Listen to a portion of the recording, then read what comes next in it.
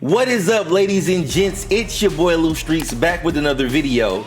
And in this video, we have a very special guest, none other than UFC fighter Michael the Menace Johnson, who's a fellow St. Louisan and also happens to be a former high school classmate of mine.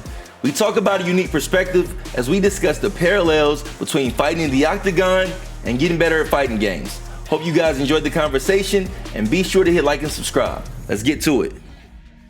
So, you know what I'm saying, let's go ahead and get started, bro. The funny thing about this is, you know, like I mostly make fighting game content, right? And I was just checking out your fight against Otman the other night. Is there any games that you play, or do you feel like that there's anything that you take mentally into the fighting world that you actually use like in games that you play?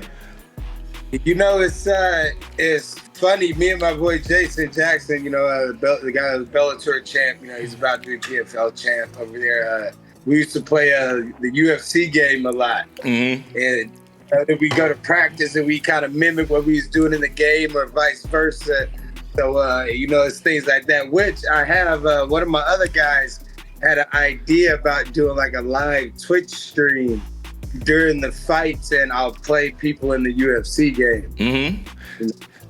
If I'm as skilled as everybody had to be on, but I can play. When you play it, do you feel like that is realistic to how you guys move in the Octagon? Do you feel like it's accurate for the most part, or is it kind of a little funky? It's close. Mm-hmm. It's pretty close, you know, but I mean, obviously people don't take as many punches as the video game takes, and it's got to be, you know, exaggerated for entertainment purposes. But like the health meters go down when you throw punches, just like in fights. Mm-hmm. Your health goes down obviously when you get hit. You know, you get more exhausted. The movement's kind of a little off because, I mean, it's a video game, you know, so they're obviously not going to move like we do, but, you know, the graphics are spot on, you know, so it's pretty realistic. So this is the funniest thing is I'm sure when we were all kids and these games would come out, we would like create ourselves and shit. What is it like for you to actually know that you in the game? And when you play, do you use yourself? So when I'm in the lightweight division, I'm the only person I play with. It's me. Lethal game, bro. I might be better on the game than I am in real life, probably. But yeah, bro, when we was little kids, that's what we always did. We always had to make our character, whether it be Madden, because they really didn't have make characters in fight games back then when we was kids. You know, so we was always a baseball player or something like that. So to actually be in a video game, I remember when it first came out, you know, my mom got a huge printout of my character on the video game and we got it framed and everything. So that was the childhood dream, but that's everybody's dream. And that was pretty dope to be in a video game. So let me ask you this then, because you're in the game and it looks like you, but I've heard this about, because you mentioned Madden, like creative players and shit, right? A lot of times players complain about their ranking. This became like a popular thing. When you like look at your stats in the game, do you feel like it's accurate to who you are, that it represents you properly? I think they are. Like they got my grappling like dog shit. Like my grappling's way better than what it is in the game. So they just got my striking up, and my striking could probably be higher. You know, but that's like attribute of mine in the game, of course, because that's like what people see. So is that and my takedown defense. So those are pretty close, but they're shitting on my grappling. It's funny because I remember, so I got a friend, my homeboy Isaiah used to play UFC with me a lot, right? And I like took it really serious and got pretty good at the first 3. I didn't play 4 because they changed a whole bunch, but I remember the first 2 I played Bruce Lee, and then the third one they changed up the way that the mechanics worked as far as the inputs. So I just wound up playing Tony Ferguson, just fucking around. And I remember I uploaded some clips to Instagram and you hit me on the side, I was like, hey bro, how you not using your boy? I'm like, bro, I don't know your moves yet. Like I would play you, I just don't know your moves yet. He's like, man, I knocked him out. You can't be using him. Stick with the whole team. Bro, that shit was hilarious. So speaking of that and getting into like the fight game, you know, as far as when we were in high school, I don't think most people know this because like obviously they know you from St. Louis, but they don't know we went to the same high school, classmates, played a lot of similar sports. I played football and basketball. You were a football and wrestler. So that was when I know I was like a year older than you leaving out. So that's when I last seen you. When did you make the transition to MMA, and how did you kind of stumble upon deciding that's what you wanted to do? Yeah, I've always kind of thought about it when we was in high school. You know, I don't know if it was a grade ahead of me. I might have been like a sophomore when you was a senior. I might have been 2 years older. You're right. maybe a freshman, because I remember like Bubs was on the team and everything, and he's kind of related through a relationship with my family. And I just remember, obviously, me being younger and looking up to all of y'all, all the varsity players and everybody in the football field and what y'all did. So that was something that I kind of looked forward to. I was in the football field, like, man, I got to get to where they are and how they're on Saturdays and on these games. I got to step my game up. But it was always something, from wrestling and that. And I went to college, played football at Central Methodist. Then I came back to St. Louis and I wrestled at Merrimack and switched off to go to Missouri State to play football. And when I was down there, I kind of got into a scuffle with a few of the football players. And I'm like, man, I can't go on the football team now. Like, I just got to fight with all of them, and it's a constant thing. So I just, I made the transition, and I picked up fighting at Springfield Fight Club, and it's been history ever since. 15 years been running in the UFC. So, like, it's one thing to train and kind of build your, like, I was thinking about this in regards to fighting games, because a lot of the times with some of the games I play, you kind of got to lose and learn to get better. Where, like, in your sport, your actual physical health, your career, your livelihood is on the line. So when you had that first fight in regards to your training, does your confidence come from the training that you do, or does it come from your in the octagon performance? Especially for your first fight with your mind frame going into it. It comes from both. But the first fight, it's all about training. It's all about being put in positions. And I wasn't like the typical, I guess I was a typical fighter. Like, being a knucklehead, fighting in the streets, fighting it through high school all the time. I was one of those kids. So me getting into the ring was a little nerve-wracking, but I'm like, man, it's just a fight. Like, just go in and do the shit you've been doing that isn't really legal and you shouldn't be doing. You're turning this negative into a positive. And it was a lot easier for that transition and my mindset to switch on. But it's all about the training, man. Your training team, your partners, they get you ready to go in there and fight and, to your best. So is it a situation where a lot of times, like when I'm practicing, I may work on a certain scenario, right? And let's say like for instance, I'm dealing with something that's difficult in a fighting game that I play. And I think like a lot of my viewers can relate to this. You're dealing with something difficult in a fighting game that you play. You kind of figure out a solution around it. And then you have that aha moment.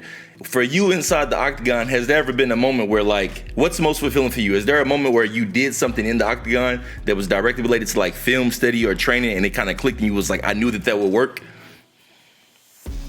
I can't say that off the top of my head because it probably just like you and just like the game, everything is coming from subconsciousness. Like, you're doing something that you've already trained to do.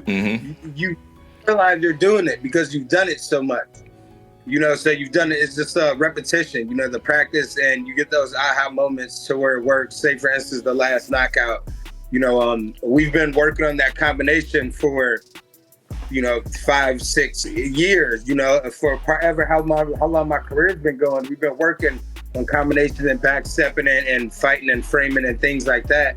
And for that to just come together at that moment, it's like, that's what we've been working on. This is where the movement has to go. And now you can pick up on things that you're successful in. So, I guess just like in the video game, when something works, you keep going back into it. And then if people start picking up on it, you just got to find something else for it. Yeah, so you're pretty much saying like it's almost that you do it 1,000 times to make it instinctual when you land that type of shot. Yeah, absolutely, man. It's just and that goes with wrestling and other things else. As long as you're training and putting that repetition in your mind just to do the process, everything is going to come together. I get that. So the next question I have then is like, so you have these things that you train and you work on them all the time. If you need to adjust mid-match or like pivot, how do you go about that? Does that happen in the corner based on something that's being seen, or like what does that look like to do something that you haven't necessarily practiced that you might need to do to win in the spur of the moment? Can't give it away all my secrets too much, but one thing that it sounds like you're saying like something if you get lost in a fight and like something's not working and you need to kind of figure things out. I go like back to a simple jab. A simple foot movement until I find rhythm again. You know what I mean? So things might get hectic, but you got to remember, you got to keep things simple. Just get back to a jab, get back to the basics, and then you can start opening things back up.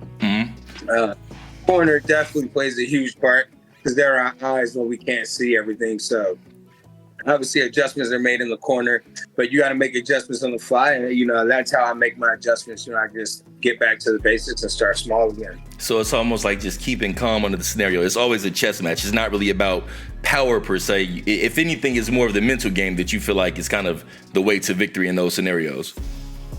Yeah. It's quite a bit mental. You know, everybody says that 95% mental and 5% physical. Yeah, but you kind of think it's all bullshit until you really start seeing it for yourself. Mm-hmm. And I guess it goes with everything. You know, you always think something's bullshit till you start seeing it. So, you know, that's just one of those things where it was, and that opened it up.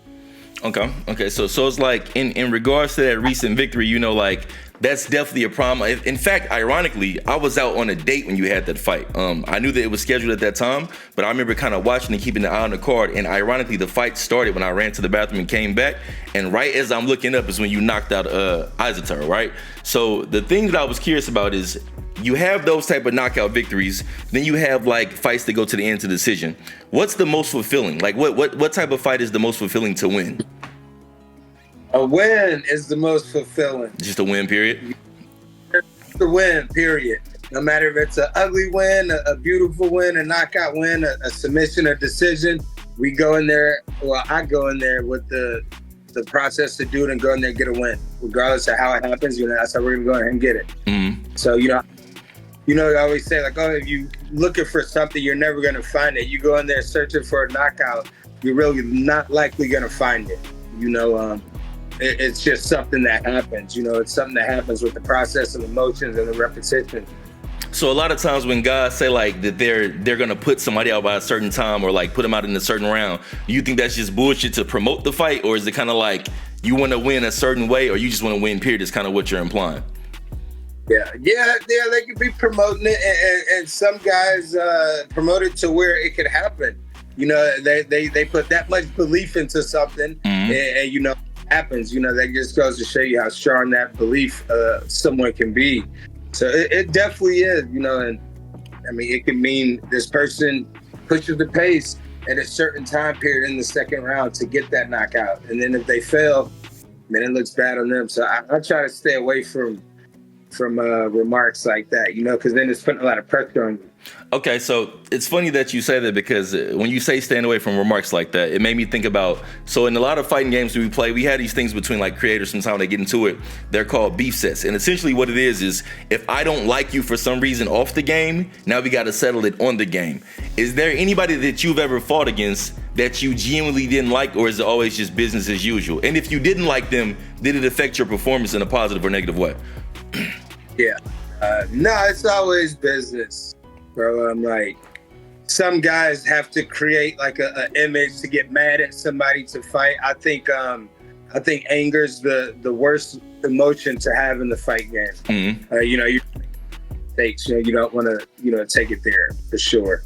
But no, man, I try to keep it civil. Go in there, do my thing, get paid, and move on to the next one. You know, it's nothing personal for me. Mm-hmm.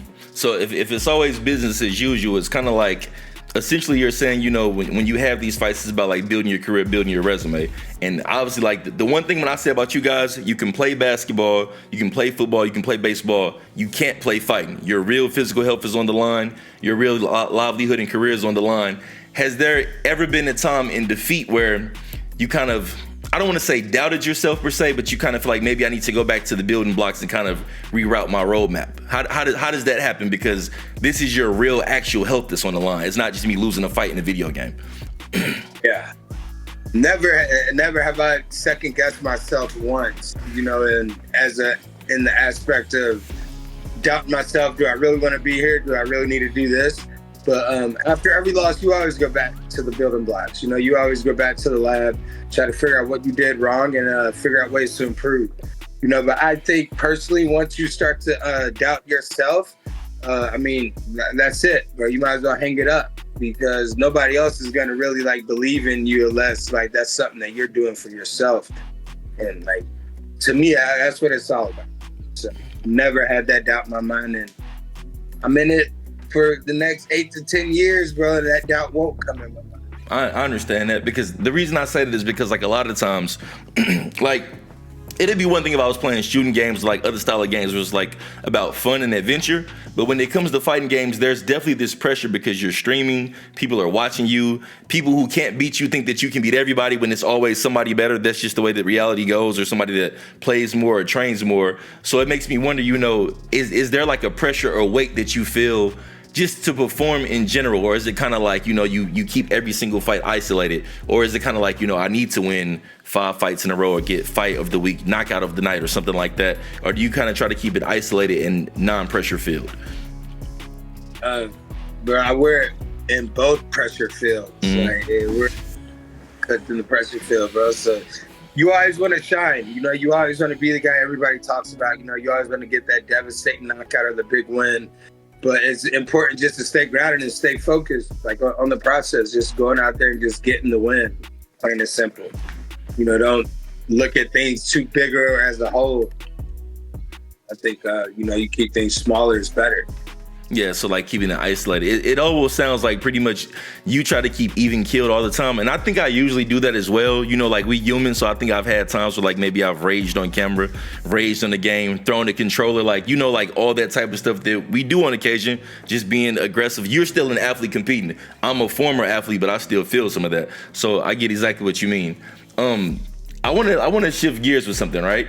When we talk about like this in general, when do you see yourself, I don't want to say see yourself being done, but like what would be the apex of your career to you? Like what's the main goal? To be great, bro, to win a world title, to go down as one of the greatest lightweights ever done it. Like I said, I've been down the streak for a while, bro. I've been in for 14, 15 years. So the apex to me is being the one person to put in like damn near 20 years and win a world title and do this when everybody counted him out and nobody thought he could do it just because they didn't do it at their age. That's something to prove to myself. I still think I can do it, and that's something that's going to be done. So you put it out there. Is that something that's consciously in your mind when you're training, or is it just about building good muscle memory? Or like, do you have these motivators in the back of your head when you're in the act of fighting or just in the act of training? I say it to myself every minute of the day. Bro, every the thought was going through my mind almost every minute of the day about me being a world champion and me coming back and winning. I wouldn't even say coming back, scratch coming back, because I haven't went nowhere. But it's always in my mind to get to the title, to be great, to go in here and win. Yeah, I think when it comes to you guys, like it's the funniest thing is, so like in me making content like streaming and stuff, right? Like you get haters because you are doing something like in the public field, right?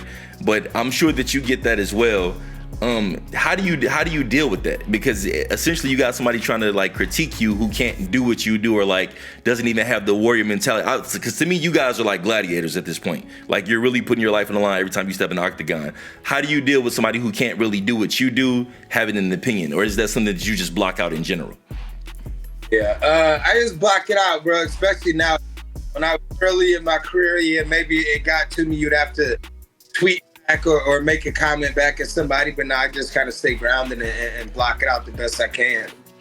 Has there ever been a time, you mentioned early on when you first started, has there ever been a time where like you internalized something that was said, like if it was based on maybe it was something that was said in regards to a performance or something like that? Have you ever internalized that? Because I've had that happen to me before where somebody may have said something early on and I was like, I wonder if they're right or if they're just hating, Occasionally, you keep it kind of in the back of your mind as fuel to the fire. You know what I mean? Like wanting to prove somebody wrong because they said something.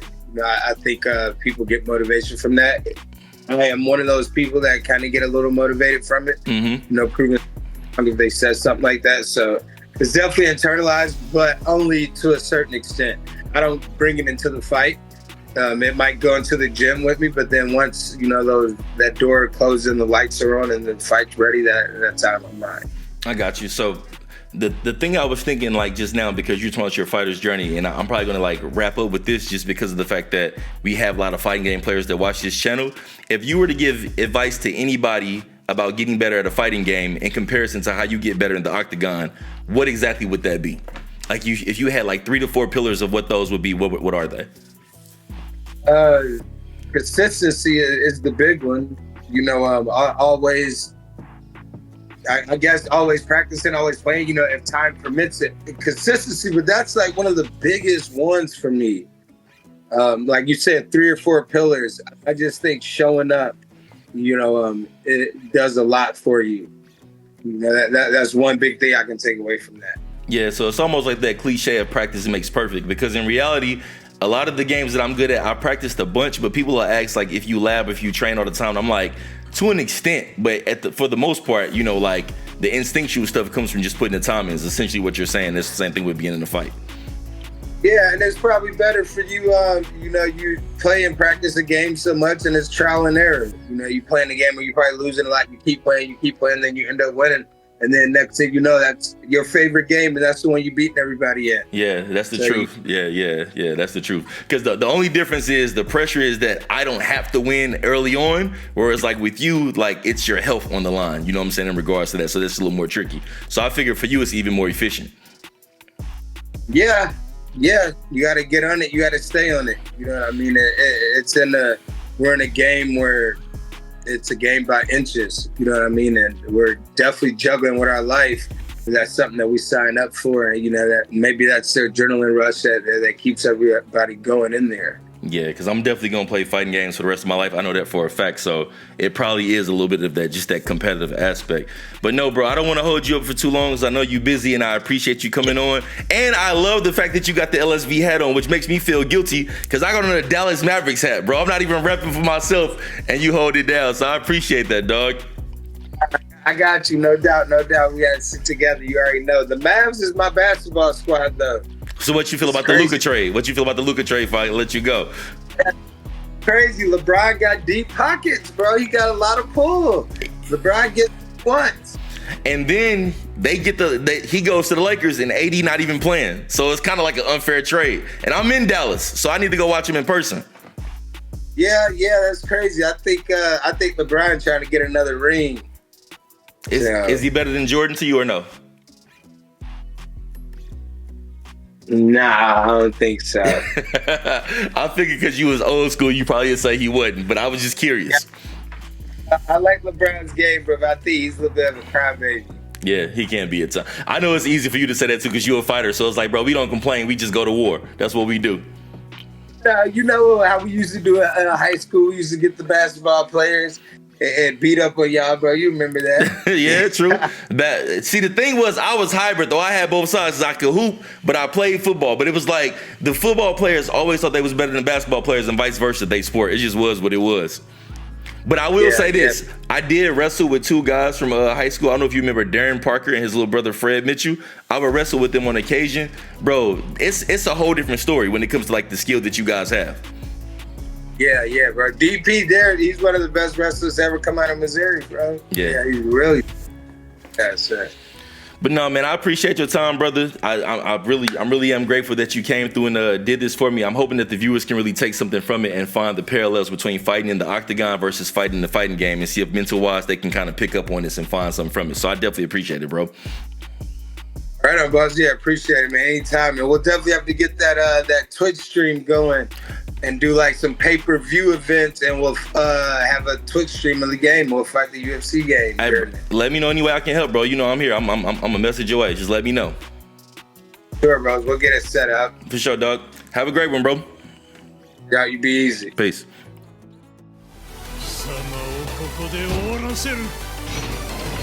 Round 1. Fight.